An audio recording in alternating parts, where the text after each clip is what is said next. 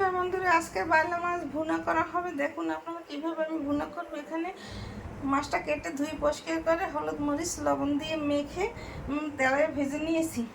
আর এই যে রোজগারের মশলা লাগবে, পেঁয়াজ কুচি লাগবে। এখানে আমি তেল দিয়ে দিয়েছি, কড়াই গরম হয়ে গেছে, পরিমাণ মতো তেল দিয়ে দিয়েছি। এখন এই যে পেঁয়াজ কুচিটা ভাজা দিয়েছি।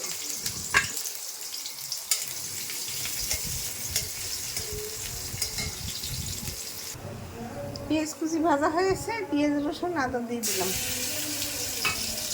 এটাকে ভেজে নিতে। পেঁয়াজ রসুন আদা ভাজা ভাজা হয়ে গেছে, কাঁচামরিচ দিয়ে দিলাম, আর কয়েকটা কাঁচামরিচ ভেঙে দিলাম, তেজপাতা দিলাম ছড়ি ছড়ি।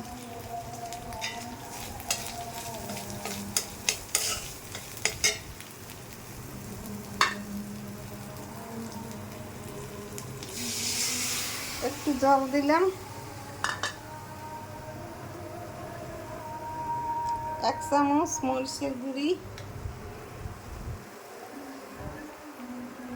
আধা চামচ হলুদের গুঁড়ি,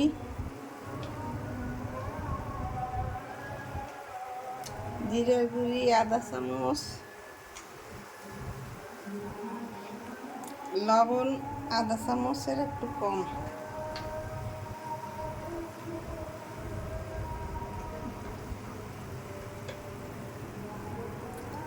ধনের গুঁড়ি আধা চামচ,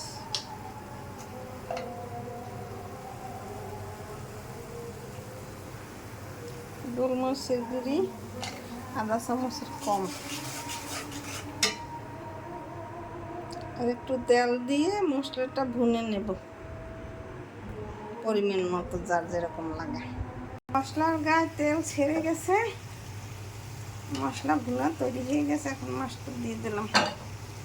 বাইলা মাছে বেশি ঝোল লাগে না জল দেওয়া, তাই কম জল দিলেই হবে। এই যে পরিমাণ মতো জল দিয়ে দিলাম। একটু সময় ঢাকনা দিয়ে রান্না করলেই বাইলা মাছ ভুনা তৈরি হয়ে যাবে। টাটকা নদীর বাইলা, খেতে সেই দুর্দান্ত স্বাদ হবে। এখন ঢাকনা দিয়ে ঢেকে দেবো। ঢাকনা তুলে দিলাম। এই যে আমার বাইলা মাছ ভুনা তৈরি হয়ে গেছে। এরকম আপনারা ভুনা করে খেয়ে দেখবেন, খেতে সেই দুর্দান্ত স্বাদ হবে।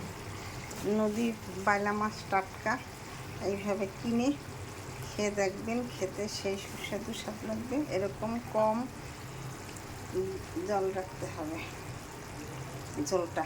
আমার রান্না তৈরি হয়ে গেছে। এরকম ভালো নতুন নতুন ভিডিও পেতে আমার চ্যানেলটিকে লাইক করুন, শেয়ার দিয়ে পাশে ধন্যবাদ। ভিডিও ভালো লাগলে পাশে থাকবেন। বাইলা মাছ রান্না তৈরি হয়ে গেছে।